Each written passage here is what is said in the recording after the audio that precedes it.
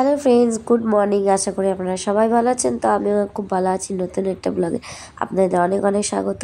তো আজকে আমার শরীরটা ছিল খুবই খারাপ। তো আমার বর কাজে চলে গেছে। তো আজকে আমার শরীরটা এতই খারাপ যে কি বলবো, আমার কাজই করতে ইচ্ছা করছে না।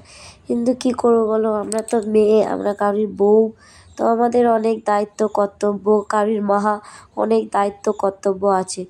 তো যাই হোক, তো বিছানাটা আমার একদমই করতেই ইচ্ছা করছে না। তো আমি আস্তে আস্তে বিছানাটা গোছাচ্ছি। এই যে কী জানেন তো, যদি আপনি মেয়ে হয়ে থাকেন তাই আপনাকে কথা বলি, যদি আপনি ভালো করে সংসার করতে চান তো একটা ভালো কথা বলি, কান থাকতে শুনবেন না, চোখ থাকতে দেখবেন না, মুখ থাকতে কিচ্ছু বলবেন না, বোবা হয়ে যান। তো এইগুলো করতে পারলেই আমি একটা ভালো বউ হতে পারবেন। তাই এখন পেঁয়াজ ছাড়াচ্ছে, আমরা খাবো। পেঁয়াজ ছাড়াচ্ছে, বসে গেছি। তো আমি নিয়েছি একটা পাঁপড় ভাজা, পেঁয়াজ, আরও ভাত ছিল, ভাত খাচ্ছে, মুসুর ডাল, পেঁয়াজ, আলুর দম দিয়ে। আমরা তিনজনেই একসাথে খাই, কিন্তু আজকে মা পুজো করছে, মায়ের আজকে পুজো করতে দেরি হয়ে গেছে।